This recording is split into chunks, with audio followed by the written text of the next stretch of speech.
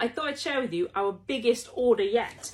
This person has ordered not 1 UFO, not 2 UFOs, not 3 UFOs, not 4 UFOs, not 5 UFOs, not 6 UFOs, but 7 UFOs. So we think she probably has a lot of dogs, so we're going to give her some freebies for the dogs. So we've got some lovely 100% chicken treats and some lovely tripe going in there as well. Thank you very much for your order.